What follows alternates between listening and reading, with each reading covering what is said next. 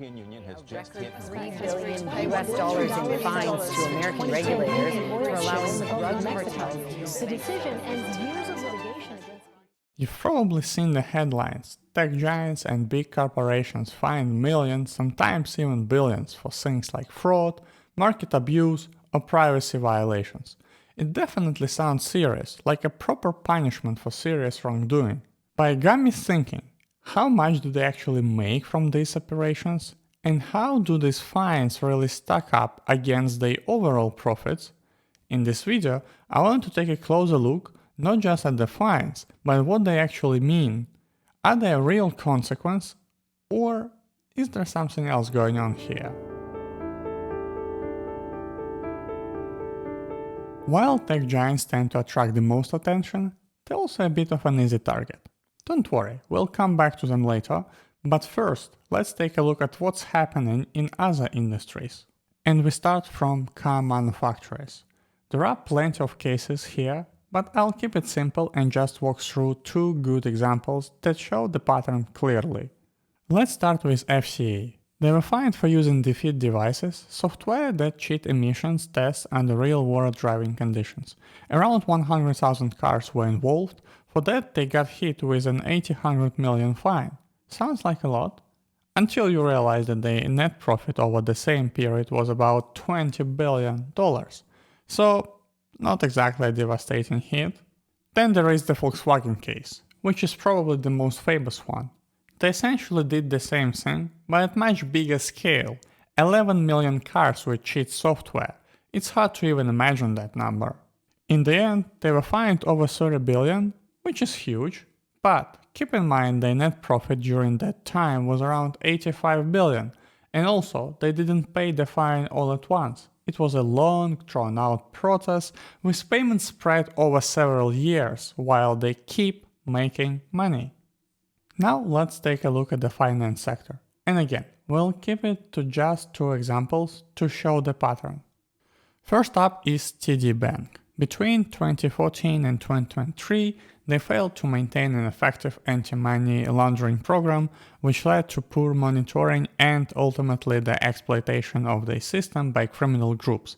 For that, they were fined $3 billion, but over the same period, the bank made about $79 billion in the net profit. Now let's look at Wells Fargo. Between 2002 and 2016, employees, under pressure from management to meet unrealistic sales targets, opened millions of unauthorized bank accounts and financial products in customers' name. In 2020, they were fined $3 billion for this. But over that period, when this was happening, the bank earned roughly $195 billion in profit. Now let's take a look at the energy sector. Again, focusing on just two companies to see how fines compare with overall profits. Let's start with BP. You've probably heard about the Deepwater Horizon oil spill in 2010, one of the worst environmental disasters in the history.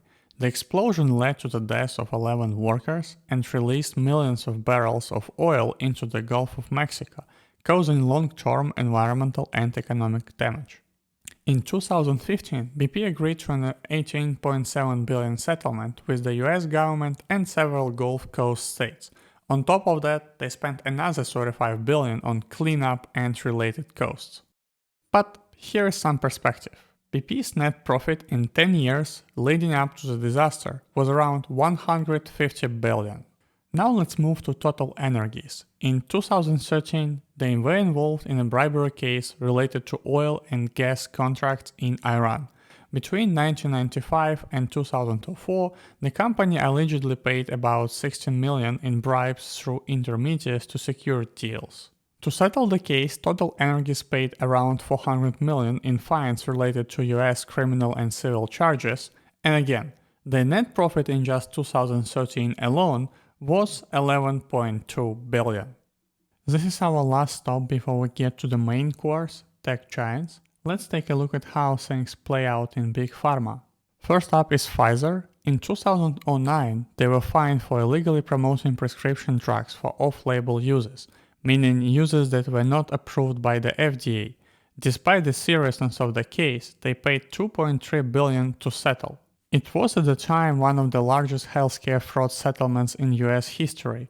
But again, for perspective, Pfizer's net profit in 2009 alone was $8.64 billion, so even a record-breaking fine didn't look like a punishment at all. Now let's look at Johnson & Johnson. In 2013, they were faced similar allegations, off-label marketing, and on top of that, paying kickbacks to doctors and pharmacists to push certain drugs. For that, they were fined $2.2 billion, but just like in the Pfizer case, when you look at the numbers, Johnson & Johnson's net profit in 2013 was $13.83 billion. Keep in mind, these companies don't sell these drugs for just 1 year before getting caught. They do it for years before regulators finally take action. So if we were to compare the fine to their profits over multiple years, the gap would be even bigger. Alright, here we are. The part many of you were probably waiting for. Tech giants. On the screen you'll see an infographic created by Proton called the Tech Fines Tracker. It's a really well done visualization of how fines have been applied across the tech industry. There is a link in the description if you want to explore it yourself. At first glance, it looks intense. Billions in fines left and right. It gives the impression that regulators are coming down hard on these companies. But when you look a little closer, the reality is very different. Most of these fines are paid off in just a few days of revenue. Literally, just a few days and it's done. So while the numbers are big, they're often not a real burden for companies like Google, Meta, Amazon or Apple. And even though the tech sector gets a lot of media attention, the pattern is the same. The fines are there, but they're small compared to how much these companies actually earn. Surprisingly, many of these companies never plead guilty. Instead, they sign settlements, pay the fines, and move on, without admitting any wrongdoing. This no admit, no deny approach is common in illegal settlements, allowing companies to resolve allegations without acknowledging guilt. If they don't acknowledge that what they did was wrong, they might just do it again. While traditional businesses we've reviewed today often plead guilty, especially in scandals, tech giants seem to do it so rarely, if ever. Another thing worth pointing out is that fines often aren't paid right away. Sometimes it takes years before the money actually leaves the company's bank account. Take Google as an example. In 2017, they were fined $2.7 billion for abusing their dominance in search results. But the fine wasn't actually paid until 2024, 7 years later. One of the reasons it takes so long is because of the lengthy legal process. There are often appeals, multiple court hearings, and negotiations that stretch on for years. So even when a fine is announced in the headlines, it might be a long time before the government actually sees the money, and that matter. If you adjust for inflation, that $2.7 billion in 2017 would be closer to $3.5 billion in 2024. The government could afford much more with that amount back then than it can years later. So this delay directly impacts public spending and social benefits. Plus, imagine if they simply invested that money for years instead of paying it right away. They could cover half of the fine with just the interest earned. So what can actually be done about all of this? Let's explore a few ideas. None of them are perfect, but they're worth thinking about. One obvious suggestion is to fine companies based on the percentage of their revenue or profit, so the punishment actually scales with their size. Sounds reasonable, but there is a catch. Creative accounting. Large corporations are masters at manipulating profit on paper. Just think of Hollywood. Some of the highest grossing movies in the history are somehow reported as unprofitable. So if you go after profits, there's always a risk they'll just shift numbers around. Then there is the question of individual responsibility. Right now, if company pays a multi-billion-dollar fine, the CEO still gets their bonus. And to be honest, I don't believe any of the cases we've looked at happened without some level of approval from top executives. Maybe it's time to start asking, should CEOs and senior managers be personally accountable? If they knew their own paycheck or freedom was on the line, would they still make the same decisions? Here is something that's hard to ignore. If an ordinary person gets caught stealing or bribing, there is a good chance they'll face a jail time. But if a corporation does it, they just pay a fine and move on.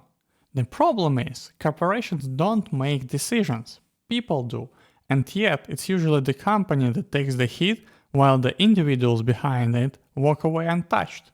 In the book Too Big to Jail, Brendan Garrett dives into the exact issue.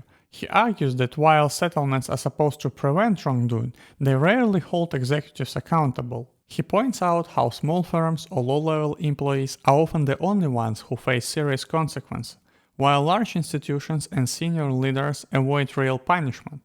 The book advocates for stronger enforcement, better oversight, and, most importantly, accountability at the individual level. Next time you read an article about a corporate fine, check if it mentions how much the company actually earned from this misconduct. If it doesn't, well, maybe leave a comment. I don't know. Something like, how much did they make from the fraud? Who knows? Maybe it will encourage journalists to dig deeper or at least put pressure on prosecutors or investigators to share that information publicly. At first, I didn't think corporate fines were that unfair. They looked serious, at least on the surface, but the more I researched, the more suspicious it all started to feel. And honestly, I think the biggest reason the system works the way it does is simply a lack of political will. That's a missing piece. If governments truly wanted to hold corporations and the people behind them accountable, they could, but they don't. And that raises uncomfortable questions. Because when fines are small, delayed, and no one admits guilt, it starts to look less like punishment and more like a government cut. Thanks for watching, let me know what you think in the comments below, and remember, curiosity killed the cat, but satisfaction brought it back.